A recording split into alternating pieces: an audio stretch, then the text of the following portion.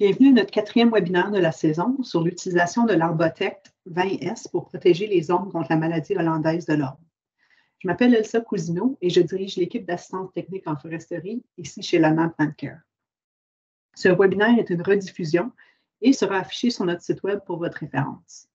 Si vous avez des questions après ce webinaire, n'hésitez pas à me contacter par courriel à l'adresse courriel sur la diapo. Alors, commençons par un bref aperçu de l'histoire de la maladie hollandaise de l'orme, ou la MHO.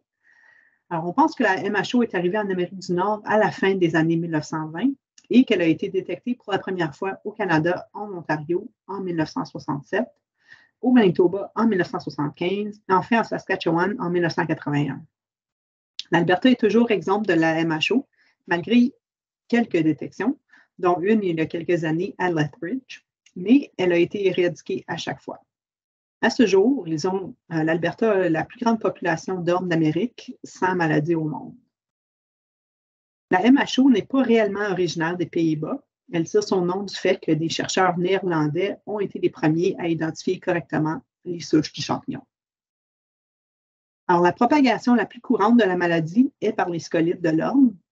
Alors, les spores du champignon dans un arbre infecté sont ramassés par les scolytes et transférés à un arbre en santé lorsque les scolytes s'arrêtent pour se nourrir de ces brindilles. Les greffes racinaires, alors une situation où les racines d'un orme sont fusionnées sous la terre avec celles d'un orme avoisinant, peuvent également transmettre la maladie lorsque le champignon se développe d'un arbre à l'autre. La plupart des ormes contractent la maladie vis-à-vis les scolytes, mais c'est important de savoir que le champignon peut se développer dans les ormes à proximité lorsque la gestion de la propriété, de plusieurs propriétés avec plusieurs ormes. C'est également important de noter que des interdictions d'élagage sont souvent en vigueur au printemps et en été dans certaines provinces et que tout outil utilisé pour élaguer les ormes doivent toujours être stérilisés afin de minimiser le risque de propagation du pathogène. Le champignon qui cause la maladie hollandaise de l'orme n'est pas un chancre ni un organisme de décomposition du bois qui consomme le bois de cœur de l'arbre. Le champignon vit à l'intérieur des tissus conducteurs d'eau de l'arbre, connu sous le nom de xylème. Et une tache caractéristique sur le xylème d'un orme infecté par la maladie hollandaise de l'orme est causée par le fait que l'arbre produit des substances ressemblant à de la gomme, appelées des tiles, dans le but d'arrêter la propagation de la maladie. Alors, ces tiles sont en effet ce qui va provoquer le flétrissement et la mort de l'arbre, car ils vont venir bloquer le xylème et empêcher le transport de l'eau vers le haut de l'arbre. Alors, en effet, le champignon va stimuler l'orme pour provoquer sa propre mort. La maladie hollandaise de l'orme est difficile à contrôler et sans une gestion ou un aménagement approprié, elle peut vraiment éliminer une grande population d'ormes en quelques années. Cependant, avec un programme d'aménagement correctement mis en place, les effets de la maladie peuvent être considérablement réduits. Alors, un programme efficace d'aménagement de la maladie hollandaise de l'orme comprend 4 volets de contrôle. Alors, premièrement, une détection rapide et l'élimination rapide des ormes malades, ce qui comprend un inventaire des arbres et un programme de surveillance. Et une détection précoce et un abattage rapide peut maintenir la mortalité à peu près de moins de 2% par année. Et sans traitement, c'est sûr qu'il n'y a aucune certitude quant aux ormes qui seront infectés. Deuxièmement, on peut perturber la transmission des greffes racinaires avec des tranchées. Troisièmement, on peut sauver des ormes malades avec une méthode appelée tracing.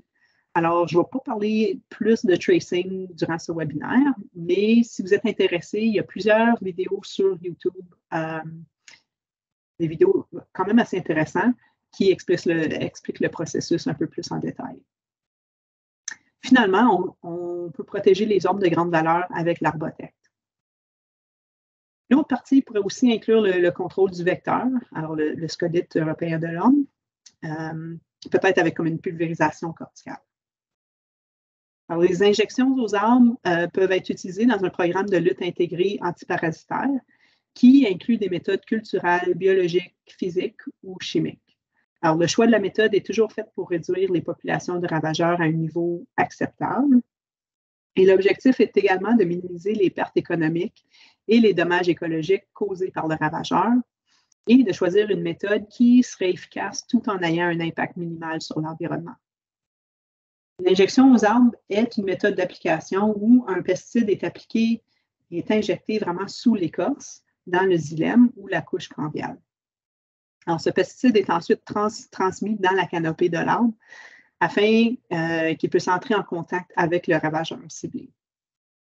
Les injections sont généralement utilisées pour traiter le flétrissement vasculaire, alors comme la maladie hollandaise de l'orme, ou certains insectes nuisibles qui se nourrissent de la couche dans le cambium, comme les coléoptères. Alors, étant donné que le processus d'injection blesse l'arbre, les injections ne doivent être considérées que lorsque toute autre option a été exclue ou considérée. Alors, il existe deux types d'injections aux arbres, les macro-infusions et les micro-injections. Alors, avec les macro-infusions, on a affaire à des gros volumes de solution ou de mélange. Et ce mélange-là est infusé à basse pression, typiquement autour de 10 à 20 PSI. Et avec les micro-injections, on travaille avec des plus petites quantités à haute pression. Alors, l'Arbotech est un fongicide systémique avec une formulation de 20 de thiabendazole. C'est principalement utilisé sur les ormes d'Amérique et existe au Canada depuis les années 80. La formulation a un peu changé depuis. Elle était plus concentrée auparavant et elle est maintenant rendue à 20 Alors, c'est un produit qui est utilisé sur des milliers d'ormes à travers le pays, y compris dans la ville de Toronto. Près de 600 arbres sont traités sur un cycle de 3 ans, avec un taux d'efficacité, un taux de réussite de plus de 95 Alors, c'est certain qu'il y a certaines limitations en ce qui concerne l'utilisation de l'Arbotech. Premièrement, le produit ne peut pas être utilisé pour sauver des ormes déjà infectés. Vraiment, le produit peut être utilisé à des fins thérapeutiques, mais l'arbre ne va vraiment pas survivre. Il va peut-être allonger sa vie par quelques années, mais dans le fond, l'arbre ne survivra pas. L'Arbotech ne protège pas les ormes contre les infections des greffes racinaires non plus. Alors, s'il y a des ormes malades à proximité du candidat de traitement, c'est recommandé de creuser des tranchées pour perturber ces greffes racinaires. L'Arbotech offre aussi jusqu'à 36 mois de protection. C'est donc vraiment important de s'assurer que les arbres traités sont retraités à temps. Et tout comme la plupart des pesticides, l'Arbotech est plus efficace lorsqu'il est utilisé en conjonction avec un programme de lutte antiparasitaire. Alors, il faut s'assurer de toujours utiliser tous les produits disponibles pour gérer la MHO.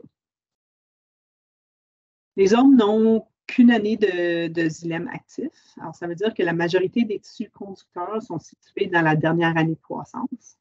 Alors, c'est important de considérer ce fait-là, car on veut vraiment s'assurer qu'on traite seulement qu'une fois que les ormes sont complètement débourrés.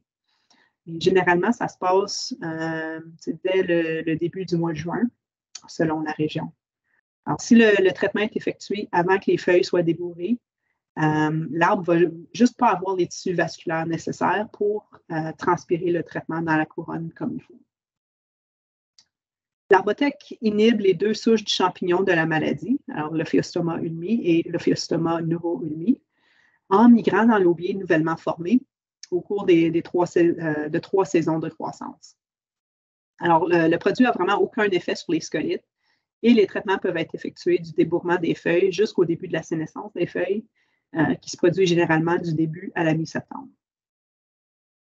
En termes de stabilité de formulation, l'Arbotech a une durée de vie de 3 ans à compter de la date de fabrication pour les bouteilles non ouvertes. Les bouteilles partiellement utilisées doivent être utilisées dans la même année d'ouverture. Et il faut toujours s'assurer de ranger l'Arbotech à une température ambiante et de ne jamais le laisser dans un véhicule, à moins qu'une signalisation appropriée ne soit apposée. En ce qui concerne l'équipement de protection individuelle requis pour la manipulation, l'Arbotech n'a pas une toxicité élevée, mais comme on travaille avec de grandes quantités de mélange, c'est important d'être bien protégé. Alors, quand on manipule l'Arbotech, on va porter une protection des yeux, alors soit des lunettes ou un écran facial, des gants résistants aux produits chimiques, alors, comme des gants en nitrile, une chemise à manches longues, un pantalon long, une combinaison, et bien sûr, des chaussures ou une botte couverte. Et l'Arbotech a une légère odeur de soufre, mais aucun respirateur ou masque est nécessaire pour l'application. Et si vous avez d'autres questions sur la toxicité, vous pouvez visiter notre site web pour visionner la fiche signalétique du produit. Alors, le processus d'injection d'Arbotex se fait par macro-infusion. Le but de la macro-infusion est d'assurer une couverture complète et homogène dans les branches âgées de 2 à 4 ans pour que si un scolyte vient se nourrir, la maladie ne puisse pas rentrer dans l'arbre.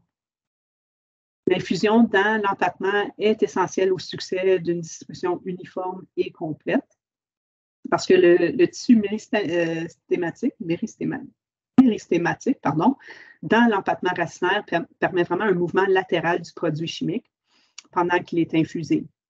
Alors, si on faisait l'infusion dans le tissu du tronc, alors le tissu du tronc est dur et rigide, il est très compartimenté. L'infusion dans les tissus du tronc va fournir vraiment un mouvement latéral très limité du mélange et par conséquence, de petites parties de la couronne vont recevoir une grosse dose d'Arbotex, tandis que d'autres sections n'en recevront pas. Alors, la macro-infusion introduit rapidement un grand volume de mélange directement dans le système vasculaire d'un arbre. Le système est configuré comme on le voit ici sur la diapo. Alors, le volume de la solution du mélange est entreposé dans un réservoir de 55 gallons, comme le baril bleu qu'on peut voir ici. Alors, le baril va alimenter la pompe à l'aide du tuyau rouge et le mélange va traverser ensuite le filtre de la pompe et est ensuite poussé à travers la pompe dans le tube d'alimentation primaire avec quand même à une basse pression, généralement entre 16 et 18 PSI. Et ce qui ne passe pas par le tube d'alimentation principal va être retourné dans le baril vis-à-vis le tuyau transparent. Une fois que le mélange est dans le tube d'alimentation secondaire, le mélange va accéder à l'arbre par 2 à 4 extrémités opposées et va rentrer dans l'arbre par les T insérés dans l'empattement racinaire. Alors, ces T-là sont situés le long de la circonférence de l'arbre. Voici une liste d'équipements qu'on recommande d'utiliser pour le processus. Alors, on va avoir besoin du kit de macro-infusion qu'on fournit, mais le restant de l'équipement doit être acheté ailleurs. Alors, le baril de 55 gallons pour entreposer le mélange. On va aussi avoir besoin d'un cylindre gradué pour mesurer l'Arbotex. Une perceuse sans fil et des mèches à hélice serrée. Une spatule et une pelle pour creuser autour de l'empattement racinaire, mais ça peut aussi être fait à l'aide d'une pelle à air. Une brosse à poils durs pour nettoyer la surface des racines. Un maillet en caoutchouc pour tapoter doucement les T en place. Un couteau X-Acto pour couper la tubulure dans les bonnes sections, dans les bonnes longueurs. Une source d'alimentation. Nous autres, on recommande une batterie marine à cycle profond de 12 volts. Une bouteille d'acide chlorhydrique ou muriatique pour calibrer le niveau du pH de l'eau si nécessaire. Et finalement, un diable. Alors, le diable n'est pas strictement nécessaire, mais il peut être utilisé pour transporter la plupart de l'équipement d'une manière efficace, comme on peut le voir dans cette photo ici. Alors, le baril repose vraiment sur le diable et la pompe est attachée sur la poignée, tandis que la batterie de 12 volts repose à l'arrière sur l'axe des roues. Et le tout peut être attaché de manière sécuritaire à l'aide de sangles à cliquet. Donc, une fois qu'on a tout l'équipement, on est prêt à trouver un bon candidat pour le traitement. Alors, tout d'abord, on veut vraiment inspecter l'arbre pour détecter les symptômes de la maladie. Alors, ce qu'on recherche, c'est des feuilles fanées jaunes ou brunes qui se développent au fur et à mesure que le champignon se développe dans le tissu du xylème. Et ce signe-là est également connu sous le nom de flagging. Et c'est aussi important d'inspecter les zones adjacentes pour d'une distance à peu près une vingtaine de mètres pour s'assurer qu'ils ne sont pas symptomatiques eux aussi.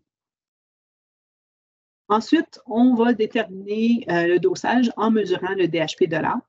Alors, pour les tiges simples, on mesure à 1,3 m du sol, mais pour les arbres à tiges multiples, on mesure le DHP au point le plus étroit entre l'empattement des racines et le point où le tronc se sépare, se multiplie. On réduit le dosage pour les arbres plus petits que 50 cm de DHP ou pour les hommes qui manquent ou partagent une canopée du pourcentage de la canopée manquante ou partagée. Alors, par exemple, si l'arbre manque 20 de sa canopée, on va réduire la dose par 20 Le taux de dosage est de 28 ml d'Arbotech par centimètre de diamètre avec 1,8 litre d'eau par centimètre. Alors, on ne veut pas traiter les arbres dont le DHP est inférieur à 25 cm, simplement parce que ces arbres-là sont trop petits pour soutenir l'infusion. Et pour toutes les ormes qui ne sont pas des ormes d'Amérique, alors donc, par exemple, l'orme rouge, on veut utiliser la moitié de la dose, donc 14 ml par centimètre de DHP pour tous les ormes qui ne sont pas les ormes d'Amérique. Ensuite, on veut creuser avec soin l'empattement avec une pelle et une spatule. On veut creuser environ une profondeur de 6 à 8 pouces sous le sol pour accéder à l'empattement. Et pour éviter l'émoussement de la mèche et toute autre obstruction physique lors de l'infusion, on veut balayer la surface de l'empattement, même s'il est au-dessus du sol. Alors, le sable ou la saleté va vraiment émousser la mèche et pourrait tomber dans le trou d'injection et provoquer une obstruction. Alors, quand il s'agit de percer le site d'injection, on veut vraiment s'assurer qu'on perce très rapidement. On ne veut pas rester dans le trou plus longtemps qu'il faut pour ne pas brûler les tissus. Et on veut un angle d'environ 90 degrés par rapport à la surface de l'empattement pour s'assurer que le thé reste correctement dans le trou. On veut également vérifier la couleur des copeaux du bois. Les tissus en santé doivent être d'une belle couleur beige pâle. Alors, si on perce et les copeaux de bois sont d'une couleur un peu plus foncée ou très pâle et d'une texture assez friable, on a probablement percé dans une poche de pourriture et on va devoir trouver un endroit différent. Les mèches qu'on veut utiliser sont des mèches à hélice serrée d'une grosseur de 15/64 de pouce et qui tranchent des deux côtés de la torsion, de sorte qu'ils coupent à l'entrée et aussi à la sortie. Alors, ça permet vraiment une coupe nette, ce qui va vraiment nous donner une meilleure absorption et permettre une meilleure compartimentation de la plaie. Et ces mèches doivent vraiment être désinfectées entre chaque orme avec de l'alcool isopropylique afin de minimiser le risque de propagation de la maladie entre chaque arbre. On veut ensuite insérer nos thés dans les sites d'injection tout en surveillant, en s'assurant qu'ils ne soient pas embouchés. Alors, on travaille avec beaucoup d'eau et beaucoup de terre, de sorte que les thés peuvent facilement se boucher avec de la boue. Alors, pour éviter que les thés soient bouchés, on veut vraiment vérifier chaque thé pour la boue ou des sciures de bois avant l'insertion. Et puis, s'ils sont bouchés, on a juste besoin de déplier un trombone et faire sortir la boue des thés par cette manière, comme on le voit dans la photo du milieu. Alors, une fois que les thés sont insérés, on va leur donner un petit léger coup avec le maillet pour vraiment s'assurer qu'ils sont bien en place. Au fur et à mesure qu'on installe le harnais de tube, alors la tubulure, on va vraiment s'assurer qu'on a une pression égale autour de l'arbre afin d'obtenir une distribution uniforme du produit autour de l'arbre entier. Alors, pour la plupart des arbres, on peut le faire avec 2 points d'entrée, comme on le voit ici dans l'image, avec les thés oranges, opposés l'un à l'autre. Mais pour les arbres de plus de 100 cm de DHP, on recommande de créer plus de tubes secondaires à partir de vos tubes secondaires, de sorte que vous avez 8 points d'entrée, en vous assurant que chaque partie de l'arbre reçoit des quantités égales de solution. Avant chaque utilisation, on veut vérifier ou nettoyer le filtre de la pompe. Alors, un filtre obstrué peut entraîner une absorption plus lente. Et il faut faire attention de ne pas perdre le joint torique. Si jamais on perd le joint torique, de l'air peut pénétrer dans la pompe, ce qui peut perturber le processus d'infusion. Une fois que le filtre est nettoyé, on va remplir le réservoir avec la moitié de l'eau nécessaire et verser de l'eau propre dans le tube d'admission avec une tasse à mesurer, de manière à amorcer la pompe. Et une fois que le tuyau déborde, on va le placer dans le réservoir et connecter la source d'alimentation pour faire démarrer la pompe. Et avec de l'eau propre dans le système, on peut jouer avec la pression jusqu'à ce qu'on obtienne la pression souhaitée. Puis, on peut vérifier, voir s'il y a des fuites dans le harnais et vraiment éliminer l'accumulation d'air, de bulles d'air dans le harnais en tirant 1 ou 2 T et en laissant les bulles d'air s'écouler. Alors, une fois que c'est tout sorti, on peut réinsérer les T et les taper à nouveau avec le marteau. C'est important de s'assurer qu'on utilise la bonne qualité d'eau, car l'Arbotech ne se mélange pas bien avec de l'eau dure ou à pH élevé. On veut toujours s'assurer qu'on vérifie la source d'eau pour s'assurer que l'Arbotech se dissipe correctement. Alors, si l'Arbotech commence à sortir de la solution, ça va quand même prendre l'apparence comme du lait caillé, ce qui indique vraiment que l'eau n'est pas adéquate. Donc, c'est super important d'utiliser de l'eau filtrée, de l'eau de ville et de ne pas utiliser de l'eau directement d'un lac, d'un étang ou d'un ruisseau. L'eau de pluie est aussi souvent trop dure pour l'Arbotech.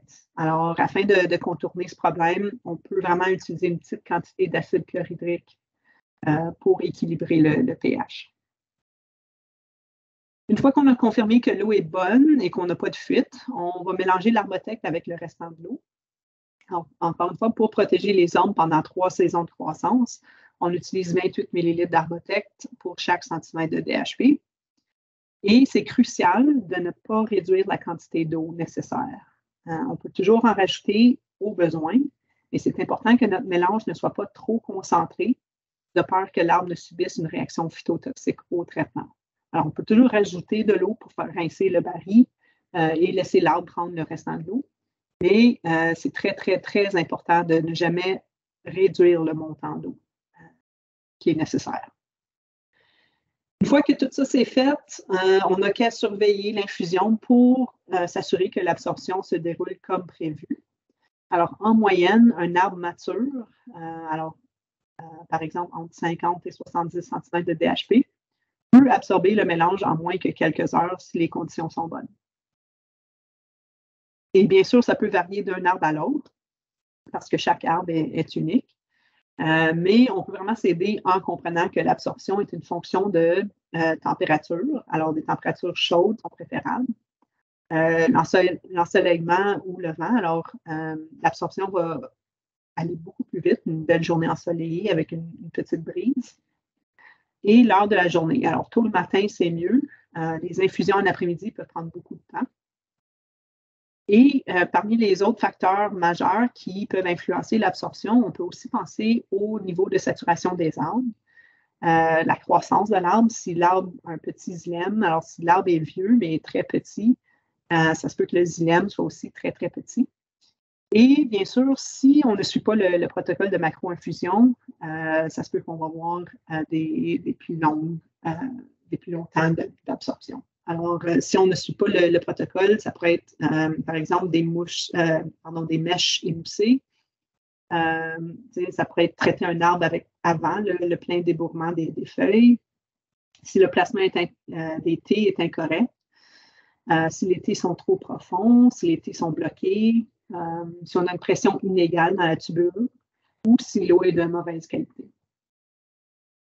Alors, une fois que l'arbre a tout pris le mélange du réservoir, on peut éteindre la pompe et laisser l'arbre prendre ce qui reste dans le harnais. Une fois que c'est fait, on peut tout enlever, rincer à l'eau et nettoyer le site autour de l'arbre. Alors, on peut simplement remettre de la terre ou on peut même installer du paillis si on veut. Et ce n'est pas nécessaire de sceller les trous d'injection car l'arbre va déjà commencer à les compartimenter. Alors, je vais terminer juste avec un rappel que chaque arbre et chaque situation est unique.